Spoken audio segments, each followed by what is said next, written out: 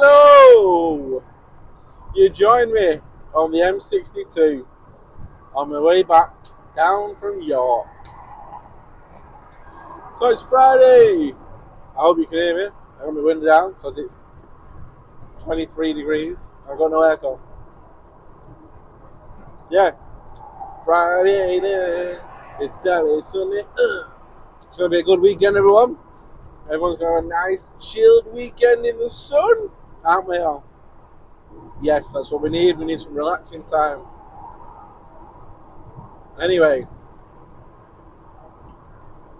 today I've been to York to do another site clearance. And there's a lot there. Van's pretty full. Nothing too heavy though, thank God. Yesterday was a pain.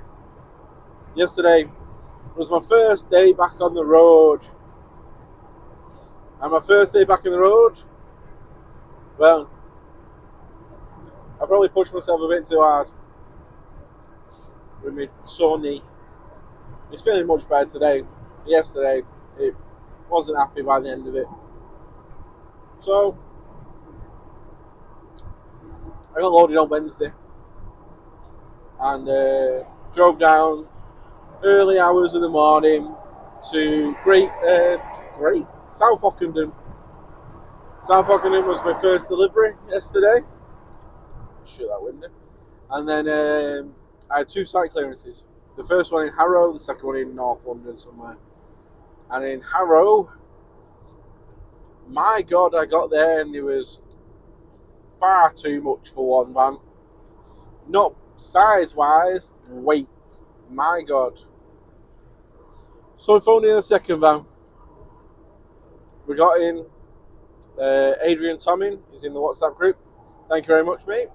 He came and helped me. He took all the brand new steelwork that hadn't been used. I took all the old stuff, all the antennas and all the rubbish on my van. And then I went over to site number 2.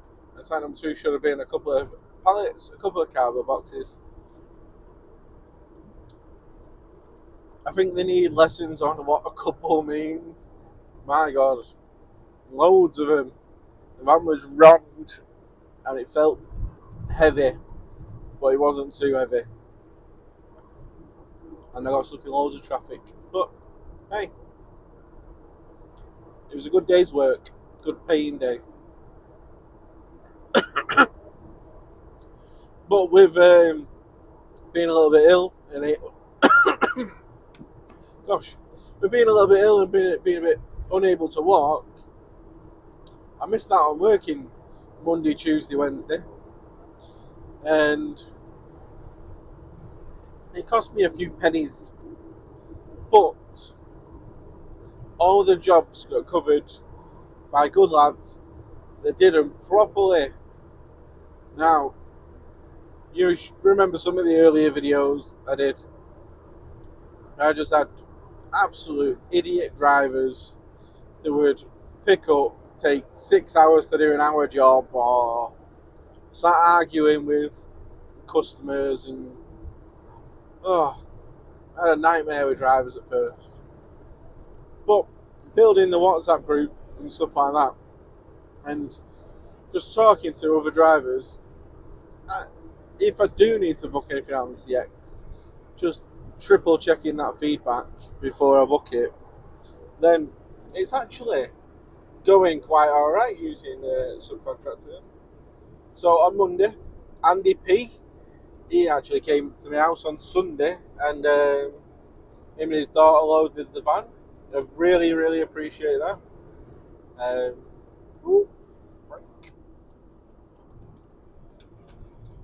Yes, 40 mile an hour is a perfect way to enter the motorway. Anyway, he came and loaded the van on Sunday, delivered it first thing Monday. Absolutely brilliant job as always, Andy. And then I got a phone call that some of the kit that we delivered needed picking back up. So I put that one on the CX, and I got a gentleman called David. Thank you, mate. You did a good job as well. You came and dropped it back off at my house, actually, on Monday. And then Tuesday, we had Scott out, Scott Shed. Cheers, mate, once again. Always a cracking job. He did 2 collections, one from Wellingborough, one from Derby, delivering to Stockport. Wednesday was dead. Nothing. Dead as a dodo. Wednesday, I actually tried working and been on loads of CX jobs and then got fed up and went shopping instead at Costco. So yeah, Wednesday was a write-off. And yesterday, we also had Ryan at Firkin Freight out. He did a job from Lutterworth up to York, the site I've just been to, cleared. Did we have anyone else out yesterday?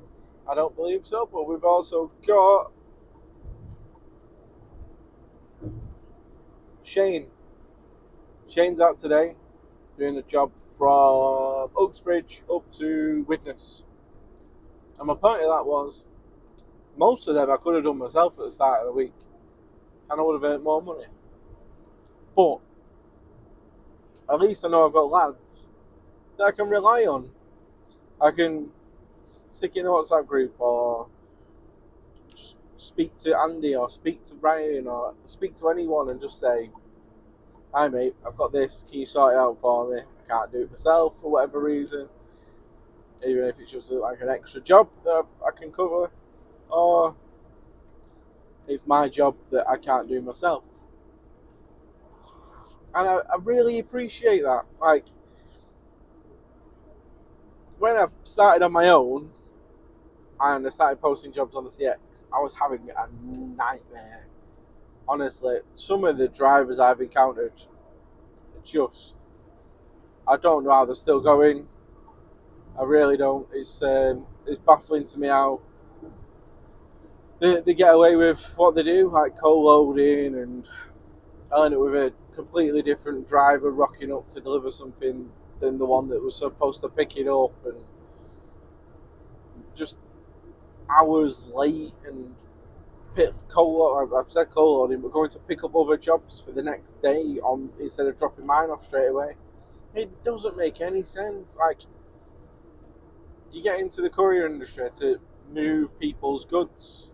You get paid to do a service. You're a service-based company. You're not doing that service properly if you're doing the wrong job, or you're picking up someone else's job, or you're doing it illegally with no insurance, stuff like that. Because we all know at least one company out there that's doing that. But I really, really appreciate all the lads and everyone that I can rely on now to get some work out. It's just very unfortunate at the minute that it's gone so damn quiet. And I don't think it's just for me. I speak to a lot of people, and some shippers that I know are a lot quieter than normal at the minute. And I think it's just the way the industry is at the minute, and it's going to be for a little while now. Because no one's got any money. And whatever money they do have, they're trying to save because everything's too expensive. For instance, you go and do your weekly shop at the supermarket, it's probably like an extra half on top of what you used to pay for it. Or if you're going in with the same amount of money, you're getting half the amount of goods. Like, everything's expensive. Us as couriers, we've not really changed our prices, but people can't really afford us anymore because we're a premium, we're a luxury. It's a luxury to send things same day when you can get them there next day for an absolute fraction of the price. And that's just the way the industry is, and I think that's the way it's going to be for a little while. So I think it's going to be quite hard times for a lot of people, especially in the quiet periods, which aren't that far away now if you think about it. We are in August. And it's only going to... We've got a couple of busy months. We've got Christmas, start of December, start of Christmas. Christmas is a month now. But the start of December, which is going to be obviously busy as always. But then from January to probably March, It's going to be dead. And hopefully, not too many people fall foul of how quiet it's going to be. Especially all the new people that have recently started. If you don't know, there is a big dead period in the same day. January, February, half of March, really quiet. Then it picks up a bit, and it normally picks up throughout the year constantly. But this year it's picked up and it's stayed flat. It's not really carried on picking up. Which you can also see, go on the CX's Facebook page. Once a month, they post how many jobs and how much money has been made by courier exchange drivers. And consistently, it's a very similar amount of jobs, a very similar amount of money through the entire year so far. Also, they just ignore the bottom figure because that's a lot of crap. I'm not going on to the CX in this video. Anyway, sorry for rambling. Please do like and subscribe. I'll catch you in the next one. Bye bye.